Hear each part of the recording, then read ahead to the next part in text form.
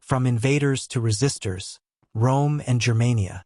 A story of expansion, defiance, and legacy. The relationship between Rome and Germania was marked by cycles of invasion, resistance, and transformation. While Rome initially sought to expand its dominion over Germania, the tribes proved to be formidable adversaries. Over centuries, the Germanic peoples evolved from being targets of Roman conquest to pivotal players in reshaping the remnants of the empire itself. This narrative explores the journey of Rome and Germania, from the first invasions to the Germanic kingdoms that arose after Rome's fall. Chapter 1: The Early Incursions. Caesar's First Foray. In 58 BCE, Julius Caesar encountered the Germanic Suebi tribe under their king, Ariovistus, during his campaigns in Gaul. The Suebi had crossed the Rhine and established themselves on Gallic lands, prompting Caesar to act. At the Battle of Vosges, Caesar's legions defeated Ariovistus and pushed the Suebi back across the Rhine. To solidify Rome's dominance, Caesar famously constructed a wooden bridge across the Rhine in 55 BCE, allowing his legions to briefly enter Germania. Though the incursion was short-lived, it demonstrated Rome's engineering and military prowess. Significance. The early campaigns of Caesar set the stage for Rome's ambitions in Germania, framing the tribes as both a threat to Roman stability and an obstacle to expansion. Chapter 2: Rome's push into Germania. Drusus and Tiberius lead the charge. Under Emperor Augustus, the campaigns to subdue Germania intensified. Drusus the Elder led a series of offensives into the region between 12 BCE and 9 BCE, establishing forts and alliances. His death cut short his advances, but his successor, Tiberius, continued the campaigns, extending Roman control eastward to the Elbe River. The Invaders' Dilemma. Rome's expansion into Germania was fraught with challenges. The terrain was dense and difficult, and the tribes were not organized into centralized states like Gaul. Instead, they relied on guerrilla tactics, ambushes, and an intimate knowledge of the land to resist Roman incursions. Significance.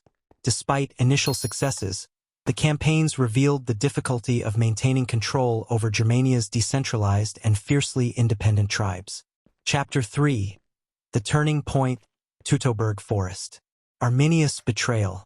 By 9 CE, Rome believed it had pacified much of Germania. Publius Quinctilius Varus, the governor of the region, enforced Roman law and taxes, relying on local allies like Arminius, a chieftain of the Cherusei. However, Arminius, who had been trained in Roman military tactics, secretly united the tribes against Rome. The ambush. Arminius lured Varus' 3 legions into the Teutoburg forest, where they were ambushed. Over 3 days, the tribes annihilated the 17, 18, and 19 legions. Varus fell on his sword, and the eagle standards of the legions were captured. The defeat shocked Rome. Emperor Augustus reportedly cried out, "Quinctilius Varus, give me back my legions." The disaster marked the end of Rome's attempts to conquer Germania east of the Rhine. Significance. The Battle of Teutoburg Forest was a watershed moment, demonstrating the strength of Germanic resistance and halting Roman expansion into Germania. Chapter 4: The Germanic Tribes Unite. Arminius' dream of unity.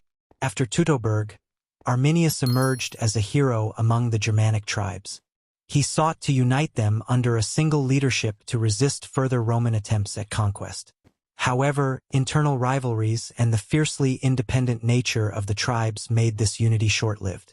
In 21 CE, Arminius was betrayed and killed by his own people, ending his vision of a united Germania.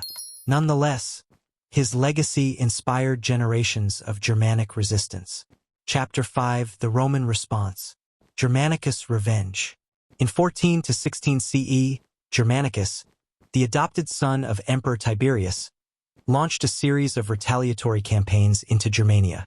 His legions recovered 2 of the lost eagle standards and defeated Arminius in several battles, including the Battle of Idistavizo. Despite these victories, Germanicus failed to establish lasting control over Germania. Emperor Tiberius ultimately decided to consolidate Rome's position along the Rhine, abandoning the dream of conquest. Significance. The campaigns of Germanicus restored Roman honor but reinforced the futility of subjugating Germania. Chapter 6. The Long Frontier Wars, a perpetual state of conflict. For centuries, the Rhine frontier was a zone of constant tension. Germanic tribes launched raids into Roman territory, while Rome conducted punitive expeditions to maintain order. The Limes Germanicus, a series of forts and defenses, became Rome's response to this enduring threat.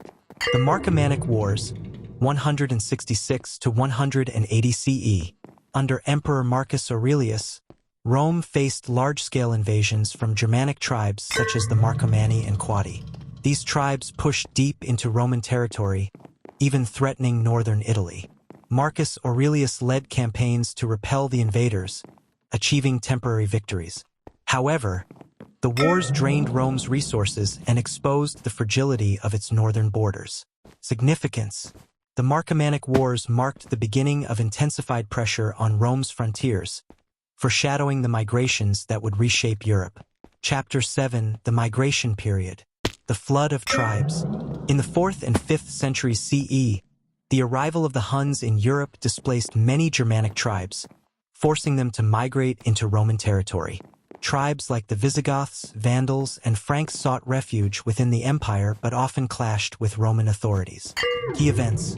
Battle of Adrianople, 378 CE. The Visigoths defeated Emperor Valens, signaling the decline of Roman military dominance. Sack of Rome, 410 CE under Alaric, the Visigoths sacked Rome, marking a symbolic end to Roman invincibility. Fall of the Western Empire, 476 CE.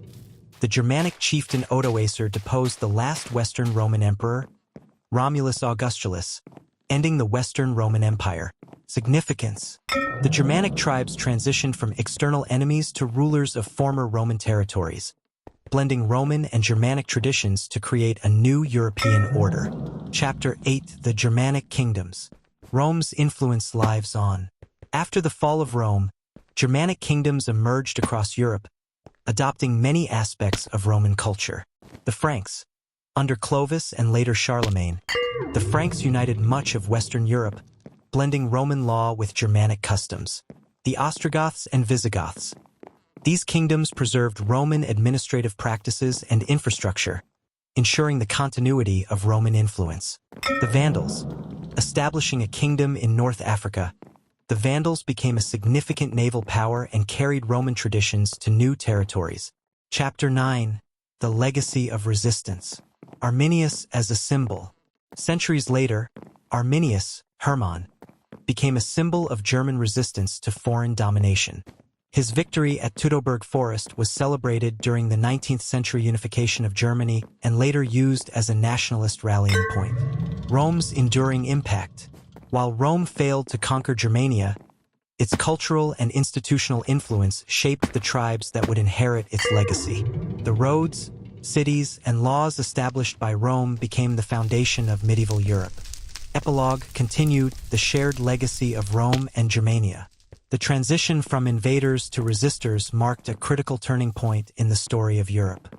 The Roman-Germanic Wars forged a continent where cultures blended, boundaries shifted, and new identities emerged. As Rome's influence waned, Germania's tribes rose to prominence, shaping the medieval world in profound ways. The shared legacy of Rome and Germania endures in the cultural, political, and social fabric of Europe. Chapter 10. The Rhine as a Symbol. The Boundary and the Bridge. The Rhine River, central to the conflict between Rome and Germania, became both a divider and a connector of civilizations. It was a natural frontier during the wars, symbolizing the line between the Roman Empire's disciplined legions and the tribal independence of Germania. During the Roman era, the Rhine served as the boundary of the empire's northern frontier. Forts, watchtowers, and roads reinforced Roman control west of the river, while Germanic tribes maintained their autonomy to the east. In the medieval period, after the fall of the Western Roman Empire, the Rhine became a crucial trade route, fostering economic growth and cultural exchange between the emerging kingdoms. Enduring significance. In the centuries following the wars, The Rhine represented the complex relationship between the Romanized West and the Germanic East. It remained a central feature of European geopolitics, influencing everything from medieval trade to modern national borders. Chapter 11. Cultural Fusion. The Germanic Kingdoms Adapt. As the Germanic tribes established kingdoms within former Roman territories, they adopted many elements of Roman culture, blending them with their own traditions. Roman law and governance. Germanic rulers incorporated Roman legal codes and administrative practices, ensuring continuity in governance. Architecture and infrastructure. The tribes maintained Roman roads, aqueducts, and cities, using them to bolster their own power. Religion. The conversion of Germanic tribes to Christianity, often influenced by Roman missionaries, further unified Europe under shared religious and cultural traditions. The birth of medieval Europe. This fusion of Roman and Germanic elements gave rise to a new civilization. The Roman ideals of order and infrastructure combined with Germanic values of personal loyalty and decentralized governance, laying the foundation for feudalism and the medieval state. Chapter 12. The Myth of Germania. Arminius reimagined.